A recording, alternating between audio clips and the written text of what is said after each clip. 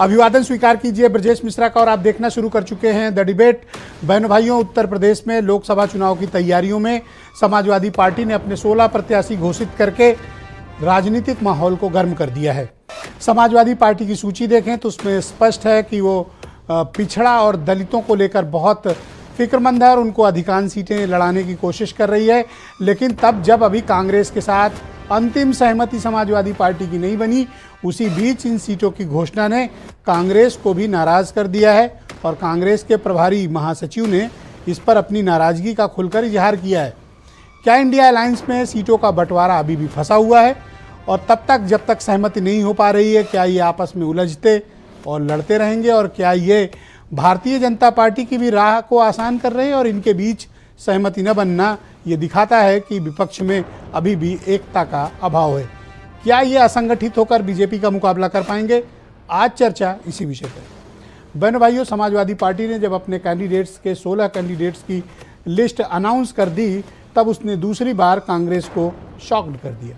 पहली बार तब जब आरएलडी को 7 सीटें दी थी और दूसरी बार कल जब समाजवादी पार्टी ने अपने 16 प्रत्याशियों का ऐलान कर दिया। इसमें फर्रुखाबाद की भी सीट है जहां सलमान खुर्शीद चुनाव लड़ा करते थे, लेकिन उस सीट पर समाजवादी पार्टी ने अपना प्रत्याशी घोषित करके कांग्रेस को बड़ी असहज स्थिति में पहुंचा दिया है। लेकिन तब जब 55 या 60 हज़ार वोट ही सलमान खुर्शीद को मिले थे पिछली बार, लिहाजा उनकी दावेदारी बहुत क्षीण हो गई है जब समाजवादी पार्टी ने अपने टिकट डिक्लेयर किए। समाजवादी पार्टी पिछले 10 दिनों से एग्रेसिव चल रही है, खुलकर खेल रही है, फ्रंट फुट पर चल रही है और अपने ही साथ के सहयोगियों को कई बार बड़ा हतप्रभ कर रही है। कारण क्या है? दरअसल समय बड़ी तेजी से निकल रहा है। चुनाव का ऐलान मार्च के पहले हफ्ते में संभावित है और अभी तक इंडिया अलायंस की सीटों का बंटवारा न होना ये समाजवादी पार्टी को विचलित कर रहा है। क्यों कर रहा है? क्योंकि उनकी राजनीतिक क्षमता और उनकी पॉलिटिकल स्टेक दांव पर है। ऐसे में समाजवादी पार्टी अब कांग्रेस का इंतजार नहीं करना चाहती है कि कांग्रेस नेगोशिएशन के साथ का बाहर आएगी। लिहाजा आक्रामक रवैया अपनाते हुए, फ्रंट फुट पर खेलते हुए अखिलेश यादव ने सीटों का अनाउंसमेंट कर दिया। इनमें से कई बड़ी अचरज में डालने वाली भी सीटें हैं, जैसे फैजाबाद। वहां से अवधेश प्रसाद दलित समाज के लीडर हैं और 9 बार के विधायक हैं, कैबिनेट मिनिस्टर रह चुके हैं। उनको अयोध्या की सीट यानी फैजाबाद की सीट से उतारा गया है। ये अपने आप में बड़ी चौंकाने वाली बात है। लेकिन कई जगह बड़े आसान प्रत्याशी भी दिए गए हैं, जैसे लखनऊ रविदास मेहरोत्रा। लेकिन अभी कई महत्वपूर्ण सीटों पर घोषणा बाकी है। आरएलडी कौन सी 7 सीटों पर लड़ेगी, इसमें भी अभी थोड़ा पेच फंसा हुआ है, लेकिन 7 लड़ेंगे ये कन्फर्म है। लेकिन अभी 1-2 सीटों का उनके यहाँ बदलाव हो सकता है। बीजेपी भी चौंक गई है कि समाजवादी पार्टी ने इतना पहले टिकटों का अनाउंसमेंट क्यों किया है। कई जगह इक्वेशंस बहुत बदल गए हैं। कैसे? आप बांदा में उठाकर देखें तो आप ये पाएंगे कि वहाँ पर शिवपूजन पटेल को टिकट देकर भारतीय जनता पार्टी के सामने समाजवादी पार्टी ने एक पिछड़ा समाज से, वो भी कुर्मी बिरादरी से कैंडिडेट दिया है, जबकि वर्तमान जो मेंबर ऑफ पार्लियामेंट बीजेपी के हैं वो भी उसी समाज से आते हैं। काजल निषाद को टिकट देना, ये थोड़ा निषादों के लिए भी एक नया संकेत दिया गया है गोरखपुर के भीतर। लेकिन क्या इतना पर्याप्त है? शायद पर्याप्त नहीं है। यही कारण है कि कांग्रेस के प्रभारी महासचिव और यूपी के इंचार्ज अविनाश पांडे ने ओपन मीडिया स्टेटमेंट दिया है और अपनी खुली नाराजगी का इजहार किया है और उन्होंने कहा कि कांग्रेस को कमतर ना आंका जाए और सीटें वो बांट रहे हैं कांग्रेस को, जो राष्ट्रीय पार्टी है, बड़ा हास्यास्पद है।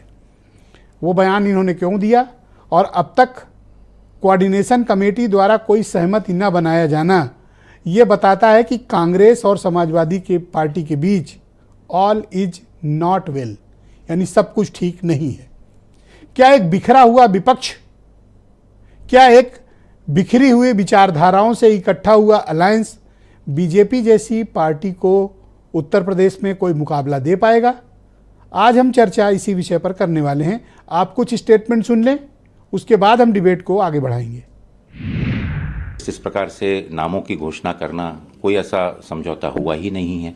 जो मैं इस पर सिरे से नकारता हूँ। सामने से अगर कुछ हिडन एजेंडा अगर क्लियर दिखता है कि अगर कोई हिडन एजेंडा इस प्रकार से हो और उसको लेकर अगर समाजवादी पार्टी कार्य कर रही है, तो जो भी लोग कांग्रेस की ओर या इंडिया गठबंधन की ओर काफ़ी आशा और उम्मीद से देख रहे हैं, कांग्रेस उसमें एक जिम्मेदार राष्ट्रीय पार्टी की हैसियत से निश्चित रूप से इस चीज़ को नहीं होने देगी। होगा और कोशिश होगी कि भारतीय जनता पार्टी का सफाया उत्तर प्रदेश से हो। पहले उत्तर प्रदेश में जितने भी चुनाव हुए उन सभी चुनाव में भारतीय जनता पार्टी ने बड़े पैमाने पर बेईमानी की।